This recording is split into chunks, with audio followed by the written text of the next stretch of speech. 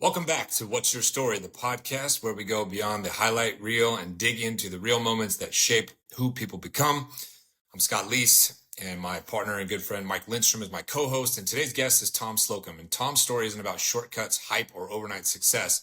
It's about decisions, pressure, pivots, and the mindset it takes to keep moving forward when most people quit. We talk about the experiences that shaped him, the lessons that still guide him, and what he's learned about growth and leadership and resilience along the way. So if you care about real stories, real struggles, real takeaways, and you can apply these to your real life, your own life, this episode's for you. Before we jump in, make sure you follow us on Spotify so you never miss an episode. It's What's Your Story? Let's get into it here. Today's guest is Tom Slocum, Season 1, Episode 16 of the What's Your Story podcast, featuring myself, Scott Leese, and my good friend and co-host, Mike Lindstrom. Enjoy. What's up, everybody? Welcome to another episode of What's Your Story? I'm Scott Leese, here with my good friend and co-host, Mike Lindstrom. Super excited today to talk to a friend of mine from the sales world, the tech space. His name's Tom Slocum. He's the CEO of the SD Lab. He's been involved in training, development, enablement, your world a little bit. He's also been a founding member and a participant in damn near every sales and revenue go-to-market community that you can think of out there. Genius, all these kinds of places. SDR Nation, he was a part of, and now, like I said, he runs his own sales development company. And his name's Tom Slocum. Welcome to the show, Tom. What's going on? Good to see you, man. It's great to be here. We're in your neck of the woods. You don't live too far from here, right? No, about an hour. So yeah. I live up in Santan Valley, further east, kind of where the cows and the land is. But, okay. Yeah, it's nice. I like living here. We start every episode of this with one simple question, and that's, what's your story? And you can take it wherever you want to take it, but we like to just learn about who people are and what made them who they are and how they got there and all that kind of stuff. So what's your story, man? As Mike said pre-show, it's just the hardest question, right? Of what's your story? Mine started off in a lot of instability as a child, right? Kind of just grew up in raised by my grandparents, didn't have that kind of lock on family as most do, but it taught me an appreciation for community and people and just kind of giving back to the world so people didn't have to feel the way that I felt, my entire time growing up a little bit, right? Now married of 15 years with my wife, got a 14-year-old son, an 8-year-old daughter, and broke kind of that generational curse and type of approach and what my family, right? I didn't have the mom and dad growing up like most have. Grandparents took care of me. And then, I just built my own little family now with my wife and kids. And it's just been interesting. Been in sales for 18 years. So 2007. Sometimes I feel like I'm just getting outdated, man. I'm getting on the other side now, and having a 14-year-old son, he really makes me feel old with the slang and stuff. But now 18 years in, over 500,000 cold calls, was an IC for many years, SDR, director, VP, like you said, founding member of some communities. And I just love helping the sales community, man, a lot. I just like to help. It's kind of my superpower. And now the last 3 years have been the most transformative chapter of my life in learning how to kind of undo a lot of the work in me, while also just getting through the day of running a company. And so it's been just kind of the most transformative chapter of my life these last 3 years. Yeah. And now I just get to be here and tell a great story with you guys and get to stand here and tell it. Tell me about your grandparents and where you kind of grew up. Have you been in the Arizona area? Yeah. Are they from here? And how did they kind of shape and mold you to the person that you are now? Shout out to them. Born and raised in Arizona, right? I'm here, native. I did a 4-year stint in San Diego. So I did go there for a little while. I met my birth mom at the end of high school when I was 18. But my grandparents came in my life when I was 5. So when I was 5, my mother at the time, I did have her from childhood until 5, but she went to prison. Was going to go into foster care, did a little stint. They were like, hey, grandparents on my dad's side came involved. So they took me in at 5. They had just recently changed their lives themselves. They were tarot card readers. Grandpa was an alcoholic, Vietnam, kind of in the 90s. And they changed their life over to God and took me in. And very religious home. I went to church every Sunday, Bible study every week. For a very long time, I thought my calling was a youth pastor or a pastor or a counselor of some type, because growing up, I could just connect to people. I really can. And that's from kind of the life I had of just giving back to people. So they took me in, raised in a Christian home. I watched Disney and Nickelodeon until I was 18 years old. I had PTSD for a very long time of having a remote in my hand all the time. So that'd be a quick, fast click, change clicker. Had to hide CDs and movies in my room. And I unfortunately had this bad behavior of lying all the time. And it kind of became a part of my life. And I don't. Because you're trying to explore other parts of life and that you felt like you had to kind of shield it, hide it. Yeah, because grandma was, I have an uncle and a dad, right? My dad wasn't in my life, right? When I went in 5, my dad wasn't around. He left my mom. My mom and dad were not married, that whole traditional thing. And so they took me in. Dad wasn't in the picture. And then around 7, dad kind of was like, let me be a dad to my kid. I want to take him in. Grandparents were like, okay. They were in their 40s, 50s. Sometimes when I look back on the math and the stories, I'm like, what ages were you guys when you took that's how old we are. Like, I'm there now. And I'm like, could I imagine taking like a 5-year-old in? That's not my, I know it's my son's, but he's not in their life, but I'm not going to let this kid go to foster care. Right. And to your point, like the lying, I was still kind of developing my relationship with God. I was also 6th, 7th, 8th grade in school with other kids. And I just wasn't able to connect like I had hoped because they'd be talking about movies. And I'm like, I can't see that. They'd be like, oh, what a lame-o, man. You can't go. Yeah. I'm like, nah, I can't, very sheltered. So I lied and I would hide and I'd go say, oh, I'm going to this movie. I'd have to look up movies and like pick one that was really good. And we went to some other movie and throw it with a stub. It's just bad behaviors. But my grandparents did it with love. And they really did because my dad and my uncle didn't really work out. They went through the other type of life that my grandparents had at the time. So for me, I was a do-over kind of approach. Wow. Built resentment with my dad and my uncle for sure. To this day, my dad and uncle kind of bully me or tease me. It's kind of like the Vince Vaughn, if you've ever seen 4 Christmases. Mock me because I'm educated. Like, mock me because I got loved. Mock me because I'm trying to do something better, bigger. Yeah. And I get it, in their mind, in their body, it's just what they got to go through. But they bullied me for a long time. Grandparents took me in, went to my dad when I was 7. Fortunately, abuse, a lot of things just a lot of baggage in about a 2-year run with my dad and my stepmom at the time. And just things that were pretty dark to where then one day I had a black eye. I went to school. Principal was like, hey, what happened? I was like, oh, my sister hit me with a Barbie. He's like, I'm like, hit me. And I went this way to dodge it. And I hit the stereo, made me sit in the office for the day, made me tell the truth. My dad had hit me. I hit the corner of my stereo. It just banged me up and came home that day after school and CPS was outside my front yard. So grandparents came back into my life. Whole situation happened there that day. And that was kind of the end of my relationship with my dad. Went back to my grandparents until I was 18 and they weren't mom and dad. Right. I didn't get that, but they loved me. They took care of me. They guided me in principles of love and kindness and God and, just being there for people. My grandfather was an electrician, worked his whole life for one guy, got screwed in the end. Dude sells, does all these things and you're left on the shit, and then Vietnam, he never talked about, never would get into it. It was a lot for him. And he died in 2020 of Agent Orange, got prostate cancer. And during the year kind of COVID happening, the prostate developed and led. I think that I got the chance to go out they moved to Michigan. So my grandparents are from Michigan and everybody moved down here in like the 70s, 80s. They came down here after kind of escaping their family too. My grandmother was a child of 11, my grandfather of like 6. So they came down here, had my dad and my uncle, went through all of that. And then that's where I kind of, lived my whole life here. I was born here by my mom. And so they moved back to Michigan after later in life as I aged out. And my dad and uncle were living their life and grandkids weren't really in their life, a lot of turmoil between their new life and the way that my dad and uncle kind of still held on to who they were. So they took off to Michigan to go home.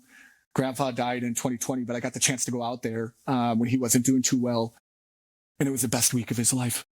And I just knew what was coming, but we went out. We went to like this big Christmas store in Michigan they have. It's kind of famous. He went there, walked, laughed. We healed a little bit in some moments. And then I came home and about 2 weeks later, my grandma was like, yeah, he's not doing well. And that in October, that was in August, I went and saw him. In October of 2020, he passed.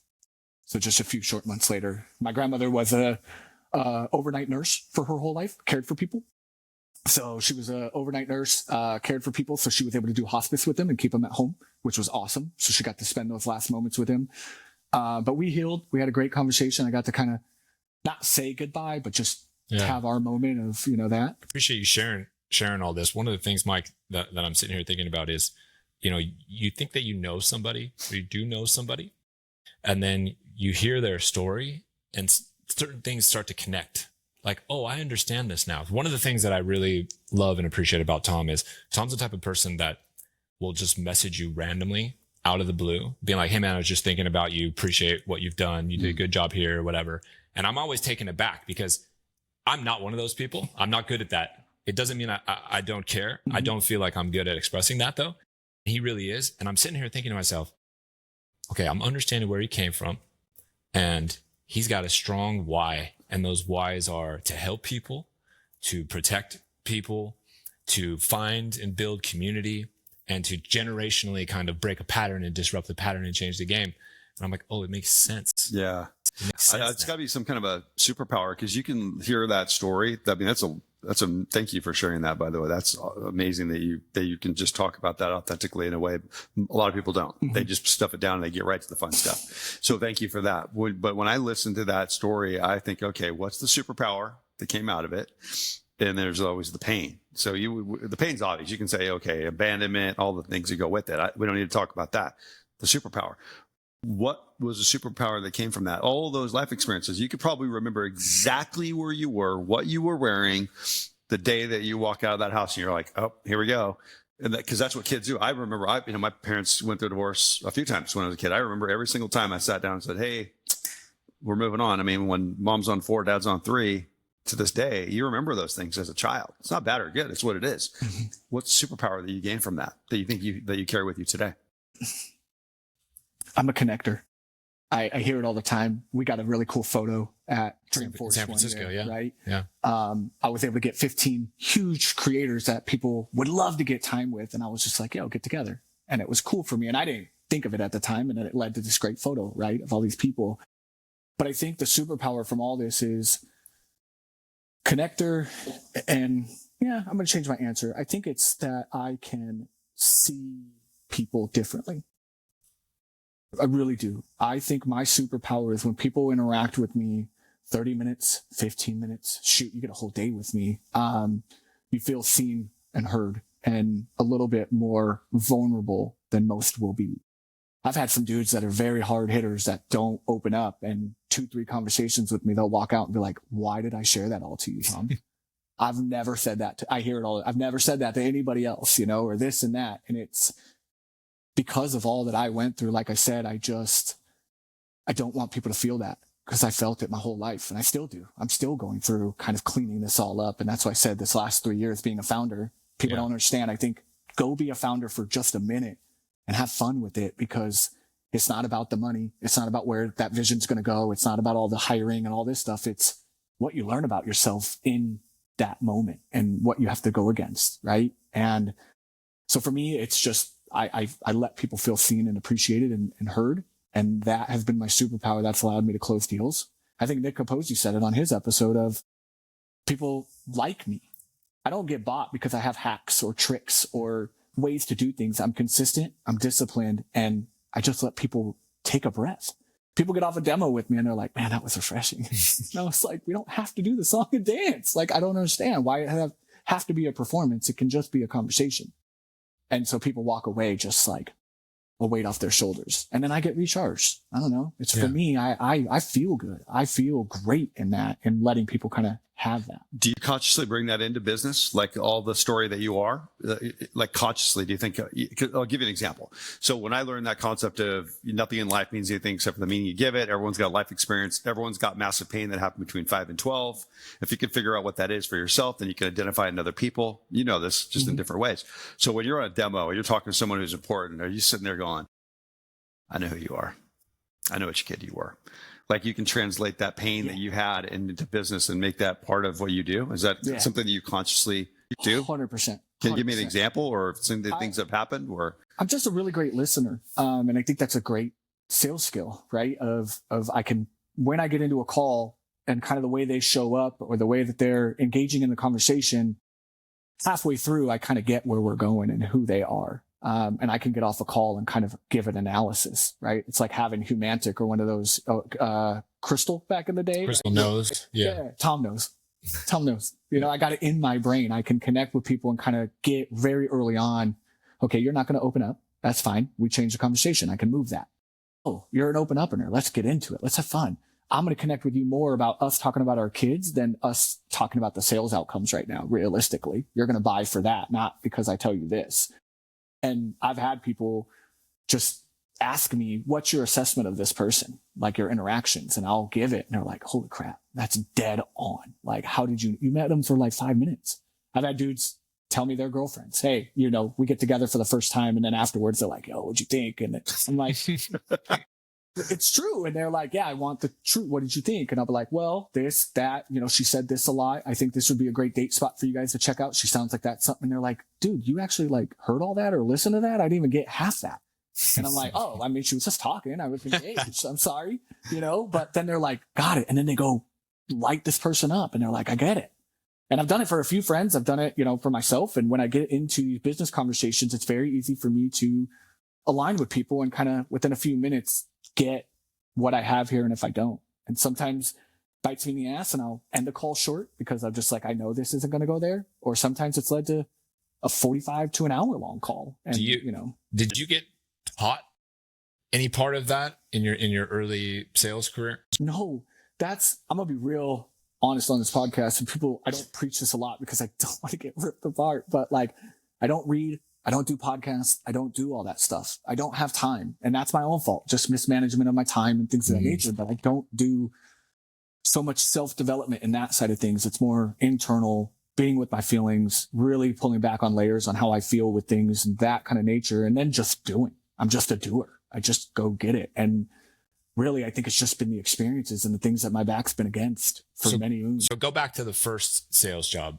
for me then. What was the first sales job? What were you selling? So my career started in 2007 when I started at Discover Card. It was my first kind of corporate job. I was a bagger at Fry's, and then I was a sandwich artist at Subway. Those were my first junior real jobs, did those.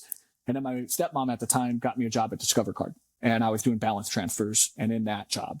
And it was script, read the binder, turn the page to this page based on what they say. And I did that and I crushed it. I was great at it. At first I wasn't, don't get me wrong. First 6 months I sucked. Defensive. I got very worked up in the calls. I thought if I had them, it had to lead to success. And if it didn't, then I was a failure. What did I do wrong? But no, I didn't learn anything in that but you had to learn something from going from like, well, I'm struggling in the beginning to crushed it. So like, what did you slowly start to pick up and learn about the prospects and clients that you're talking with, and then learn about yourself? In that, so when I first started, I rushed. I would bully objections or concerns, fight through them, just kind of force the conversation to the next step, do these things. But I would get hung up on. I wouldn't be able to really have these conversations. And this girl I worked with, Princess, that was her name. She was in my pod, my group. And one day she was like, let's go to lunch. And we went down to inside the building and had lunch. And she was like, look, I've been watching you for a few months. I get it, just struggling. Let's go through a role play. And I was like, what? And she was like, I'm going to play the person you play. And I was like, oh, okay. And we sat there for an hour, just going back and forth. And she allowed me for the first time to see the conversation play out as it should, all the way from start to finish. And I hadn't had that. All my calls were getting cut short, maybe a free win here and there, but I wasn't getting through the calls. She let me go all the way through, even mess up. Stop. Don't correct yourself. Don't do anything. Just go through the call and take naturally and just tell me what you'd want to say in that moment. Just say it. Even if it's a smart ass or it's not right, just say it. And I was like, okay.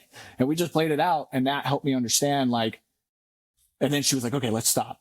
And I wasn't asking great questions.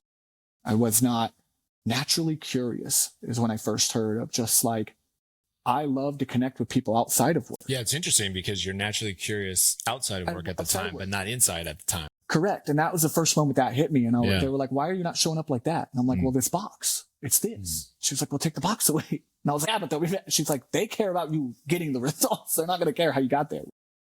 So she's like, dude, all of us on the team, you came on right on the team. You know my birthday, things about like, we all got to connect because of you. But then you get on the phone and you're like this person. So that's when I was like, okay, just talk, have questions. Or they give me an objection, just be naturally curious. Why do you say that? What makes you think that that interest rate is higher than this one? Well, this. Okay, well, let me take you through that real quick, because you're right. Another customer said the same thing last week. And I started just kind of being more natural, and it clicked, and I did great. I moved up. I was great. I started having these conversations, and that kind of led me from there in every conversation to just be normal. It was the first time of just kind of embracing that curiosity and just having a conversation.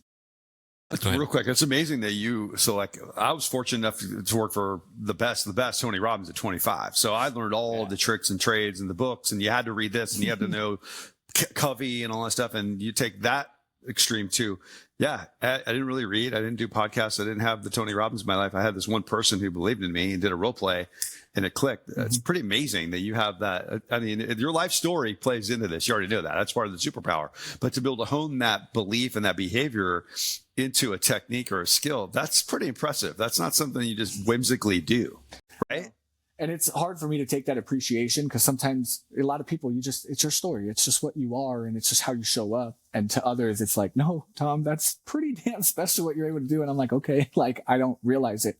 But it also sometimes then makes you feel like an outsider a lot too, because I've not met many people like myself or been able to connect with that many people that are in that same boat. So, but I like it. I mean, it was great. Discover Card was great. And I just learned to just have a conversation. And then I moved on to for-profit education from there. And I went to an online college, and that's where I really thrived. And I got to kind of really be a number one performer every week. Every Monday, I was getting the award for the previous week of enrollments, and I started connecting with people that what I learned at Discover Card got to thrive in, because these were people filling out Career Builder. You guys remember Career Builder? Oh my gosh, yeah. How you had to go through that portal every time to get anything clicked. It would be like, oh, fill out this, or here's 8 different ads.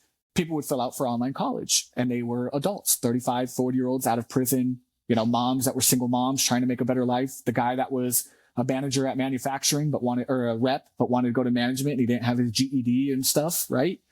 And, I just got to talk to people and learn their stories. And it really was like, just my question was, just tell me your story. You clicked on that for a purpose. You clicked and put your info in. Why? What's going on? And people would just open up. Mm-hmm. My longest call today in my career was a 9-hour call I had at that job. 9 hours with one person? One person, a whole 9-hour day. I started in the morning, and I've never heard of something like that. Was closed. Yep. Wow. Yep. What do you talk about for 9 hours straight? Walk me through that. That's crazy. So in this, it was all through calls, right? I'm cold calling 300 to 500 people a day through an auto dialer that filled out these forms. All you're getting is their name and the email and what they filled out, right? And like what program they were interested in. That was it. There was no what you kids got today, as I say, you kids, what we all get today, where it's like intent data, signals, all this cool stuff. It's like, dude, I had a name and an email and what program there might be, bachelor's or associates. So in these people, you call them. If they decide to go forward, it is your responsibility to get them enrolled and to the first week of their class. You don't actually get credit for that until they show first up. Week of class. Now you get your weekly enrollments. Yes. Meetings booked, right? Like per se, like get 3 to 5 students a week to enroll, but it didn't count for real until they got through that first week. So this day, it's my fourth call, I think. It was the fourth call in the day. I got in at like 8. And get on the phone, and it's a lady, and we talk, we chop it up. She's like, yeah, I want to go to school. I'm a single mom. I got 2 kids. I left my husband. I got to rebuild my life. And kind of we connected on having that same kind of story, right? Just up and downs and whatnot. And I was like, okay, well, we need to get your transcripts in. We need to fill out the application. We need to do all these things. She was like, let's get it done. So I stayed on the phone with her while she walking her through the whole process. She had to go to Safeway. Their printer was broken and their scanner. So she had because then you had to go to grocery stores to use these people that have this stuff. It's not like calling somebody up and they're like, yeah, I'll print it today. This was in 2010. So they had to go to the grocery store. They had to call their old schools and get requests. And then they had to go and fill out. Taking an older person through the computer sometimes is very challenging. I'm very gifted at it. My grandparent, my grandmother, my wife's parents, call me. Everybody calls me. And you're tech support. I am tech support, and I'm actually very good at being patient to walk you through it. But for her, I had to. I'm on only a phone. I'm not with her. I'm in the office pacing. walking around doing my thing on my wireless headset, and she's at wherever she's at, and I got to like guide her through. Tom, I'm at the screen, but it's not doing. And I'm like, well, what are you seeing? And literally, she has to paint me the picture because I can't see. And so I had to help her fill out FAFSA. Filling out a FAFSA is a lot, right? And so getting her financial aid, finding out her earned credit, and then getting that paperwork over to me. I think to myself, as you're telling the story, I think to myself, there's no way this woman would have done all of this on her own. She needed the hand holding the whole time. Do you still do you keep in touch with her? I kept in touch with her. 5 years later, I actually got a weird LinkedIn one day, and she graduated. She completed the program. She went through everything, was a star student, and was still friends. And I couldn't believe it. That's wild. Yeah, because you hear about those, but she really found me on LinkedIn. I've never heard of a 9-hour call. No, and it was a whole day. And my boss left, my team left, and we were on the phone just going through everything. And literally that day, she got to go to bed, and she was like, "I'm enrolled. Everything is done." Because to your point, also what I learned on Discover Card and at the Argosy was the rule I hate, but if you let somebody off the phone, you'll never get them again. I don't believe in that anymore. You can let that go. But it was embedded in me. It was a different time, a different era. Different type of sale also. It was. Yeah. And for us, if you let them off the phone, that was it. Because again, they're going to now buyer's remorse afterwards, or now they start the bad negative thought, well, I can't go to school. I can't do this. I got my kids at night. I got this going on. And then you're ghosted. I learned ghosting very early on, and it sucked because people wouldn't get back to me.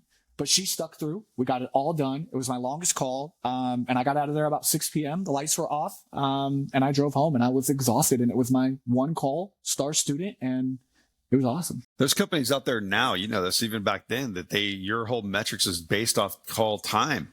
Yeah. Call time. Like if you're on the phone with like Southwest Air customer service, Orbitz, GoDaddy here in town, they're gauging that stuff. There's a couple companies I've coached, so there's a digital wall. Yep. And you can see, okay, so-and-so's on a call. They've been on the call for 5 minutes, 20 seconds. So your boss is coming in the next day going, hey, buddy, we got to talk about your call time. I blew up the board. And yeah, I worked at GoDaddy too, and we did that, right? And you had to have those metrics to even get bonused. That's how your commission got paid, and your phone utilization. I worked at places where you had to be on the phone 80% of your day, and it was tracked to the minute.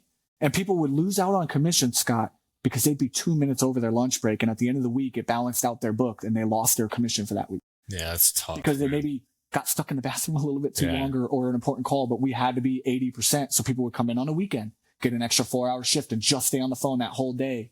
So I've done all that in the talk time. Luckily, the industry primarily has moved away from that kind of measurement. Maybe not in those customer service heavy call center type places, but at least in like B2B and tech and SaaS and all that kind of thing. It's almost kind of funny we don't talk about it enough anymore.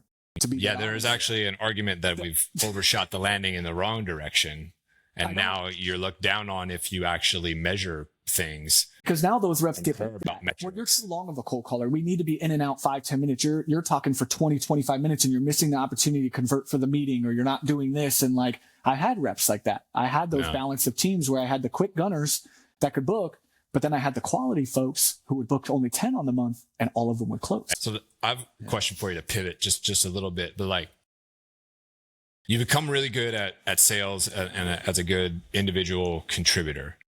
When did that moment hit for you where you're like, I'm doing good, but this is just not fulfilling enough?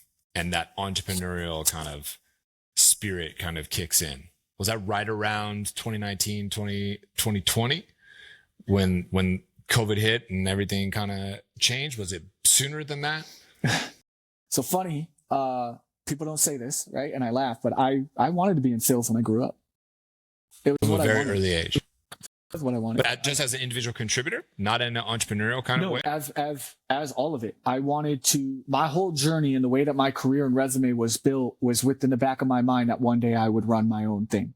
I really did believe that. I wanted to do that. I did believe that was the only way to success. Again, watching Disney, watching certain shows growing up, and watching the dynamics of my family, success was built around you had to have money and like be successful. And so with 50-year-old grandparents, I'm watching Leave It to Beaver. I'm Dick Van Dyke at night, good night Nickelodeon, and those guys had the briefcase and the suit, were traveling, running their things, doing things that inspired me. I was like, that's my shot out. That's my exit. And sales was the only place where it was purely about the work. Now I know there's politics, but there wasn't really. It's no noise. It's results in, outcome out. And that was it. and I could just level the playing field. And as long as I could show up and do good, I'd crush it. But that led to, I found I didn't fit in the box of these companies and these orgs all the time.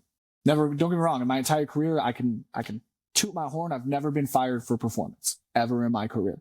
I got fired because I got bored and not challenged enough. And I believed in the carrot race. If I do my checks and boxes, I'm supposed to go to management or move up in this role. Mm-hmm. I'd get told no every single time. And the carrot and the goal would move. Later. So then the only way to deal with that then is to take control of it yourself. I wanted to do my own thing. Yeah. I was like, I'm ready. But I had to go through what I went through and be told no. I learned later in life that I'm very grateful for that, because I did those parts, but I wasn't ready for the true leadership yet. I cared too much. I was too invested and it was too much. And I thought I deserved it based on these things versus earning it, learning to be tapped on the shoulder. But yeah, when I got into the entrepreneurship thing, I realized that's what I wanted to do. But in order to do that, I felt in order to be a successful entrepreneur on your own, you needed credentials, you needed awareness, and you needed like receipts and like a background. Because if I was like, I thought I was going to be a counselor. You need the accolades in the college career. You need the stuff that you've done in order to be successful. You can't just be a counselor. You got to have people will look at you for these things. So working at for-profit education and credit cards, I learned money. I learned education. I got my degree. Thankfully being there, I was able to do that. I then went into GoDaddy and Yelp, learning website design, SEO, and Yelp advertising and what the advertisement space was.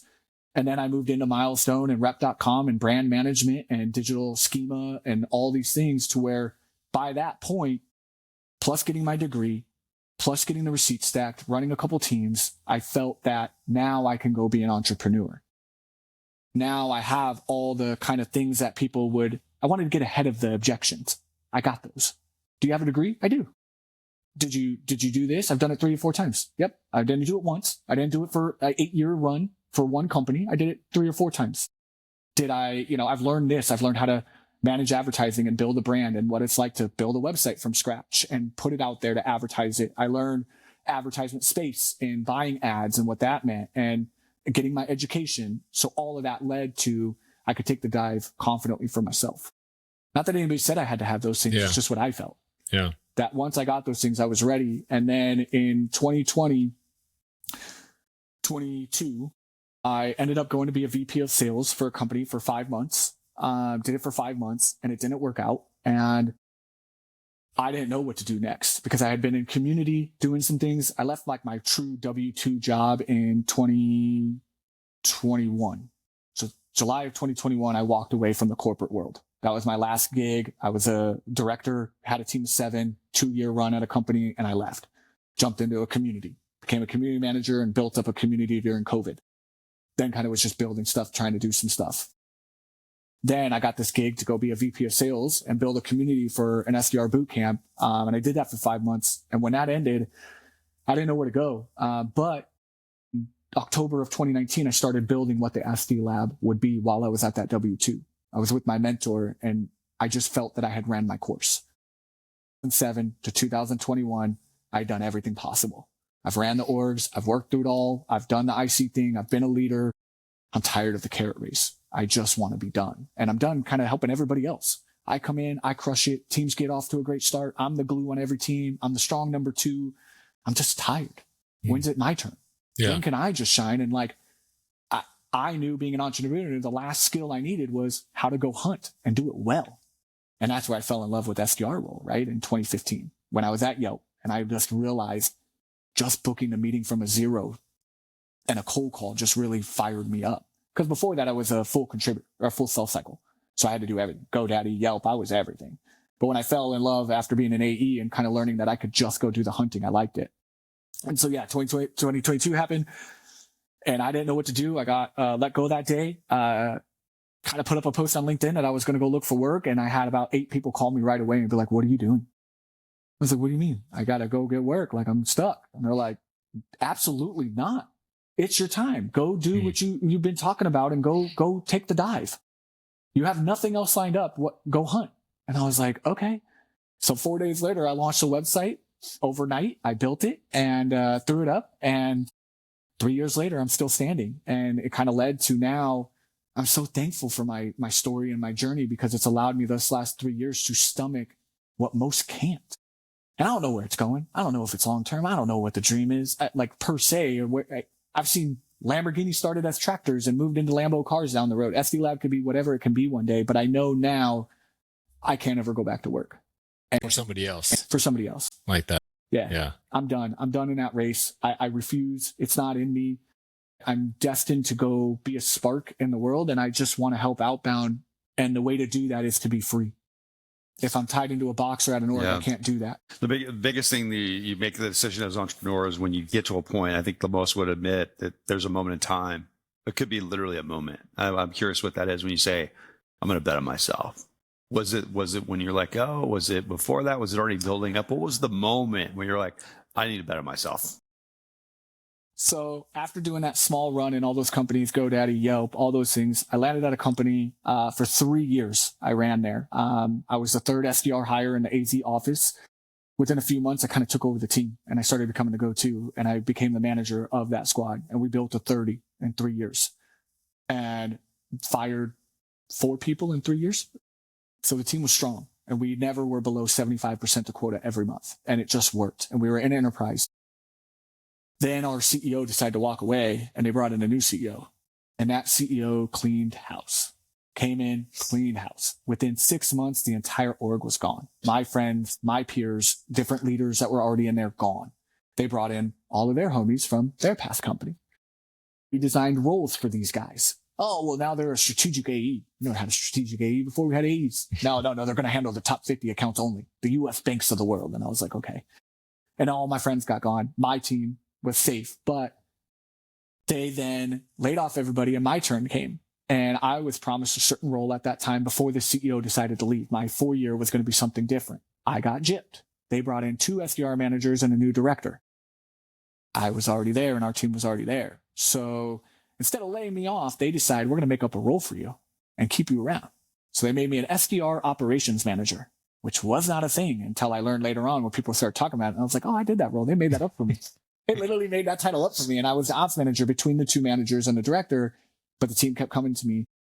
And I realized in all of that, I was chasing the carrot every damn year, every darn org. I was doing my year, my 2 years. I play Sweden, man. I don't like to ruffle feathers. I don't like to be a burden. It's the trauma stuff that comes in that you even see it on LinkedIn.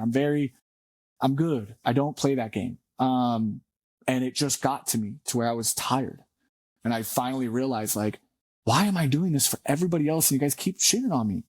I don't do anything. I do my job. I break the team better when I'm around. I would have managers literally force me to come into office because when I wasn't there, the team suffered. That's how crazy my energy and my impact were on teams. Like, I literally had to be there. Didn't matter what my results were for the day. I just had to be there and be the vibe for the room, because that's what elevated everybody. If I was out for a week, first week we ever had, and I was like, do your job. And they're like, it's you. And I was like, all right. So it just really, that time when that happened, I stayed for another 10 months, and it was just rough. Had a great director though. She pushed me hella hard. She was awesome. She respected what I brought to the table and my knowledge. I ended up building an onboarding program. I built an entire SDR playbook, over 100 pages for the entire org through Google Sites. People don't know that. It's pretty cool. I deployed outreach. I got the whole team to be able to scale for what was next. And then I left. Then I went to the next gig for 2 years and built another team of 7. But that's when right when I went to that job, because I had to at the time, that's when I started putting the pieces together. October of 2019, I still have the old decks and like the old content of what I thought the SD Lab was going to look like. Nowhere near what it is, what I actually deployed a few years later. But that's where that entity started in kind of my brain, and was like, okay. And I went with the sales development lab, the SD Lab, because I thought, like, it's the lab where we go and develop sales. It brings together the art and the creativity and the experimenting and just kind of finding out your predictable revenue model. I feel like the rate of innovation in the space is forcing you to evolve and change the model for your business. You feel like it's hard to keep up with sometimes? Yeah. Sometimes I feel like, man, whatever we were selling 2 months ago is like, doesn't even exist anymore. I have to be selling some other kind of thing.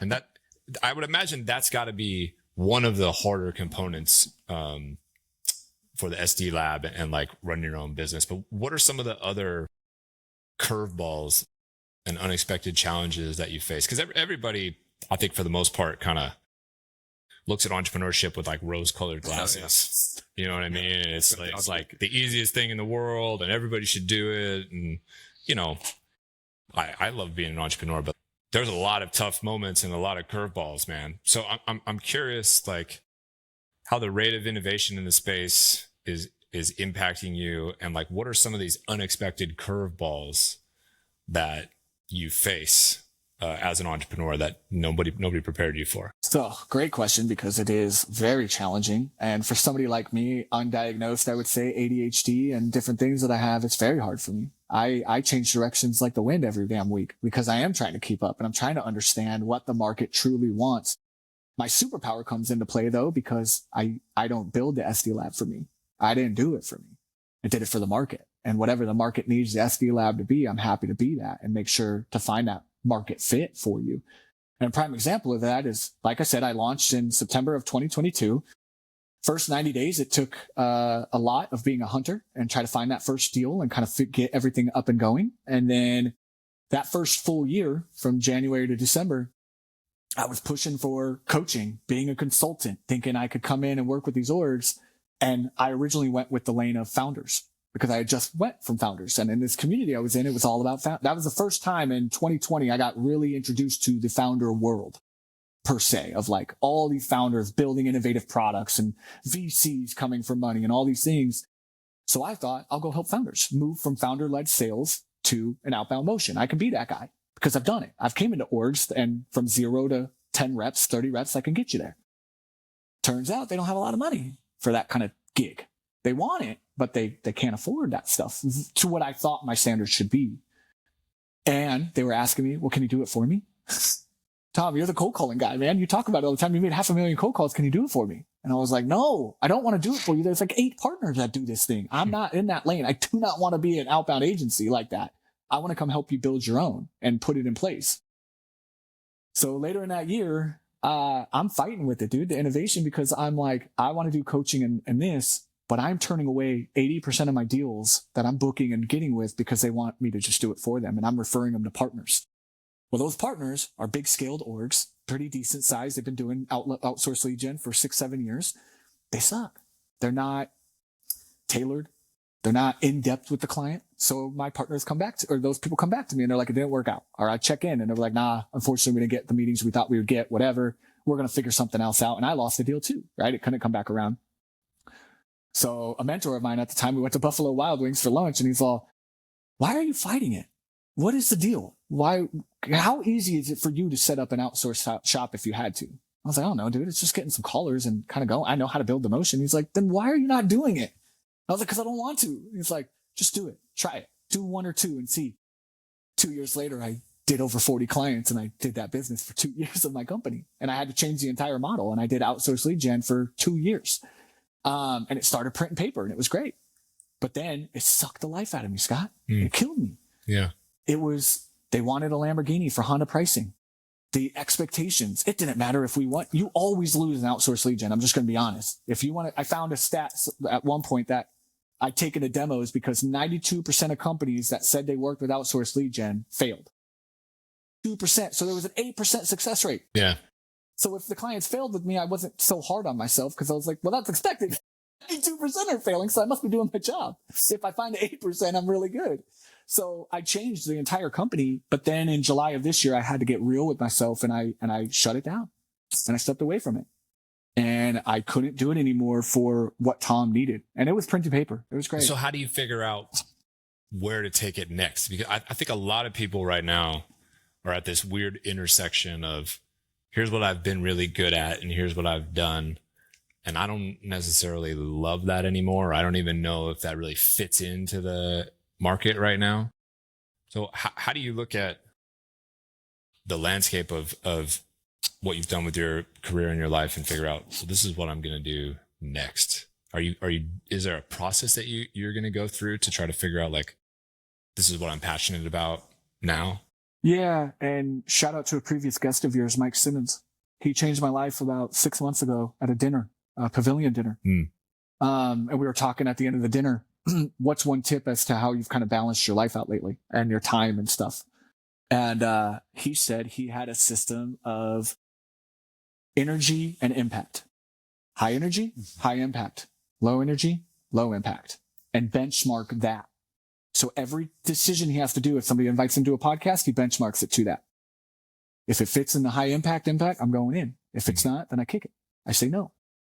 And I don't know. Shout out to you, Mike, if you hear this, man. It worked for me and it stuck with me. And so lately, I've been sitting with me a little bit more than normal as to when I'm doing certain projects or certain things in a day, when am I at my high? When am I at my high? And for me, it's when I'm in a room of SDRs. It's when I'm in a coaching or in a community. It's when I am giving back and I'm helping somebody. It is not running operations and being boggled down with having to manage a client all day about why they didn't get meetings this week because their ICP is. Yeah, you don't like the administrative part of it all. I don't, but I'm good at it. But I am, but I hate it. Yeah. But everybody brings me in on their projects to just run ops. And I'm like, I don't want him. I want somebody, that moment where they're like, I get it. Holy shit, Tom, I get it. I had a coaching client yesterday, first session of the 8-week program we're getting into, and the reps, in the moment, the transformation happened at the end of the call. And they were like, Tom, I didn't even realize like we were doing that. Or as I said things, they're like, oh my God, we are doing that. I'm like, yeah. And they're like, you really get it. And then they like were able to go through some role plays and they connected the dots. And that fired me up. I was fired up yesterday. I was feeling good about that. My newsletter went out yesterday morning. I got 4 replies from a new direction I was going in it to where everybody responded was like, do this more. This is what I've been waiting for. Keep this up. This was a great issue. And I was like, wow.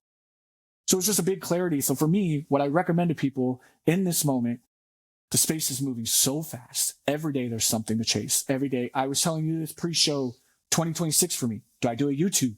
Do I do a podcast? Do I do this? Everybody's doing this. Do I do in-persons? Everybody's doing something and you feel you have to have your name in all those buckets. Just go do what you say this all the time. And it stuck with me many, many moons ago. Become the best at what you do and just stick to that. Don't do what everybody else is asking you to do. Stop. Shut all that noise off and find and sit with yourself and just figure out when those moments that you are at your highest are, and can you monetize it? Is there a way to turn that into something? And some things there's not, man. I love to play video games. I'll be honest. People found ways to monetize that. I know. Right? You might not have yet, but you know, my favorite thing is I would love to just be a couch potato guy all day, like some of those dudes are, and just game out all day and play NBA 2K, but I can't, right? It doesn't pay bills like that. And I'm not going to go be a streamer. That doesn't fire me up. I don't want to be sitting on a game while a camera's on me being like, oh, I like it for me, but it can't be a job. But you find what that is and then find those things that are low impact and low energy for you. We've been talking about parenting a lot. Yes. And we all have teenagers here. Do you find yourself talking to your kids about business and career at all, or is that not in the scheme of conversation in the Slocum household? I'm just curious if they pick up on, you know, the things that you're going through and if you share that with them at all.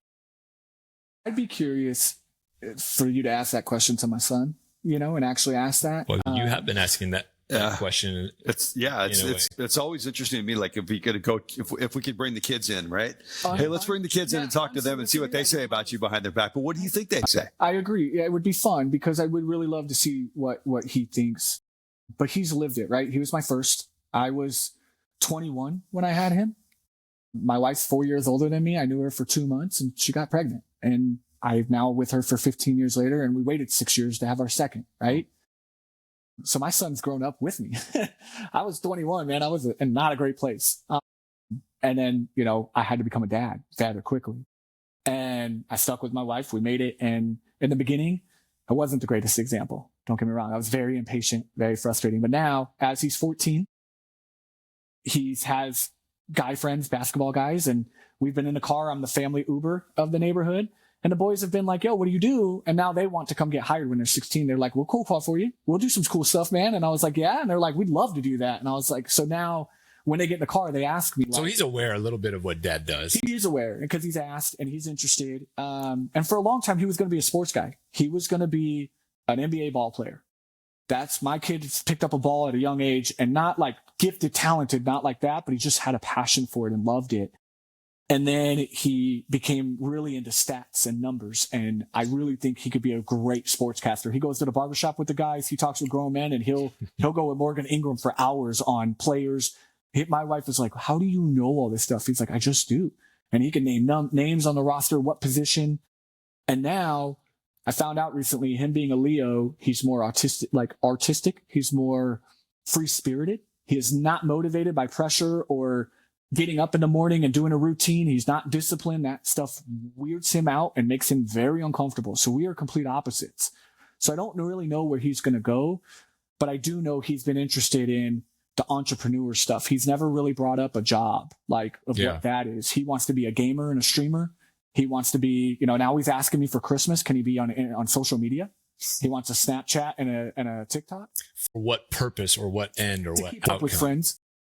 He says that everybody nowadays asks for your Snap or your IT. We were talking about this earlier, and like how impossible it is as a parent to know the answer to, how much screen time is too much and what have you. But one of the things that I offered was, if they have a purpose or a goal, they're trying to learn something or achieve something or do something, then I'm kind of the opinion of, well, let them lean into it. But if they're just out there doom scrolling and doing nothing with it, that's not great. So that's why I'm curious about the interconnectedness of like what parents do, and are their kids paying attention, watching and observing, and then injecting some of that. Sometimes, right? And I'd be curious I can't wait for him to be 30 and to sit down with me. I really can't, take him out for a beer and just kind of hear the truth of like what he thought during all of this, because him and my daughter laugh all the time. One time we were at breakfast at IHOP, and he's on my phone, and he was 12, 11, and we're all out of the family. And all of a sudden he taps me on the shoulder and he goes, Dad, I can't find you on Google. So what do you mean you can't find me on Google? He's like, what's our net worth? We're in a couple millions. He's Googling Dad's net worth. And I was like, wait, what? And he's like, we make a lot of money, right? Oh, man. We're doing very well. I'm so glad as a dad that I have gotten to give him a very safe, stable, consistent environment. We've lived in the same home. His first home we lived in for 10 years. I got to rent a house for 10 years. I didn't buy. I rented for 10 years with this couple, and it was our home. And then we moved recently to 3, but like that's the stability he's had when I've lived all the time, moving every 2-3 years, going to different schools, switching things up, different homes in general. So it's been great, but he thinks we're well off. He laughs all the time. He'll see a fancy Lambo in the car and he's like, when you get your Lambo, dude, why do you drive this dumb Kia? And I'm like, dude, what? And he'll go to school and tell people, I'm like, dude, stop. Don't do that. So it is kind of funny because that's what they take away from what I do. He's like, and then he'll ask, what do you do? And I say, I coach people. I work with organizations that are trying to do outbound sales and go to market with whatever they're offering. And he'll try to connect it. Oh, okay. So like me on Instagram trying to connect with my people with what I said, but like in a way different model, but in a sense. So I think he gets it. But I'll be curious, man. He's already asked to work for me at 16 with him and his friends, and I'm not opposed to it. I'm like, man, that'd be great. Like, come in here and learn some of this stuff, because it is weird to ask these questions now of what's 10 years look like when he's 24. If he goes to college, what does he do?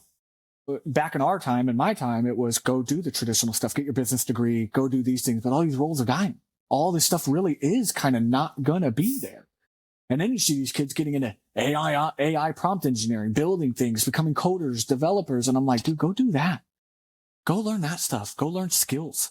Don't go do the degree to get the degree just for it. Go learn a skill. Yeah. So I'll be curious kind of how he levels out. My 8-year-old daughter, she just has fun. She just thinks daddy's great. Yeah, we go to the store. She just gets what she wants. She has a great time. She loves the freedom that dad's always at every event. I take them to school every morning. I drop them off every day. I don't miss events. I'm at every sport because I can. Yeah. And that's why I won't go back. And to your point earlier, if entrepreneurship was easy, everybody would do it. And I'm going to be real honest with you. After an 18-year career, after everything I've done, I still was not prepared walking into what a founder, building a company, that journey. I have a little leg up than most, but I got punched in the mouth very early on in some dumb things. My favorite one that I always tell people is, for a long time, you tooted your horn on LinkedIn about payments of invoices. And I always just kind of like laugh, scroll, like, give some fun. Then I lived it, and I was like telling my wife, I was like, My quote is like, there's a special place in heaven for people who pay their invoice one time. We talked about that last time we were in town. And it was like, to repeat. He would replay it every few months, and I always laugh because I wasn't in that world yet. You know, I had the W-2, I had the paycheck, but I knew it, I got it. But then I got it, and I was like, oh my God, I get it. And like, it just made it more funnier because there's things you're not prepared for. Contracts, arguments. I've been protected because of my contracts. Thank God. You know, when somebody's tried to email me and the CEOs had to come in and be like, Tom's right, leave him alone, we're out. And I'm like, yeah, my paperwork covered my boot. You know, or teaching others how to do the invoicing stuff. So it's not easy, but I wouldn't change it for the world because of those luxuries, being with my kids, showing them what this life is like. We appreciate you spending time with us today. Yeah, that's great. The opportunity to have the conversation Great about stories, man. Thanks for sharing. And business and parenting and all these kind of things. I think is super interesting. And I learned a lot about you and what makes you kind of who you are. Real quick before we get out of here, anything you want to kind of talk about, promote, pump for 2026 and what you're working on? Yeah. So for the sales portion of it, right? Come join my community. It's called the Outbound Underground. That's my huge focus of 2026 is just going all in there, and giving back to those that I'm finding people that want to be helped. And who's it for specifically? The Outbound Underground? If you're a sales development rep, a business development rep, an AE, even a founder doing the founder-led things, you're a technical founder trying to figure out how to do outbound, or a GTM engineer, those things, come join my community. Live office hours weekly, vault of resources of 18 years of experience, and 120 something members so far that we mingle, we chop it up, we help. And then a tech stack for $50 a month. They get Connect and Sell, SendSpark, Sybil, and Apollo, with more coming. Or it's $50 a month, $500 for the year. I also talk to sales leaders all the time for their bottom performers or just their team, and they need that kind of fractional enablement. Drop them in the community. Let me come help, because that's what I love to do. I love to help people get unstuck and outbound. Just be human in it and realize there's another person on the other end, and you don't need the tactics. You don't need the hacks. You don't, just do the ugly work and do it consistently. So true. And you'll book more meetings, and that's what you'll learn in our community. I don't do tips and tricks. It's not a place where I'm dropping my products every day or my webinars and come here. It's built for the reps, built by reps for reps. It's for you guys. And I just happen to be the one that kind of brings it all together. Sweet. Awesome. Good stuff, man. Thank you everybody for paying attention to us today, watching the show. You've been enjoying it. That was Tom Slocum, CEO of the SD Lab. I'm Scott Leese. This is Mike Lindstrom. We'll see you next time on What's Your Story?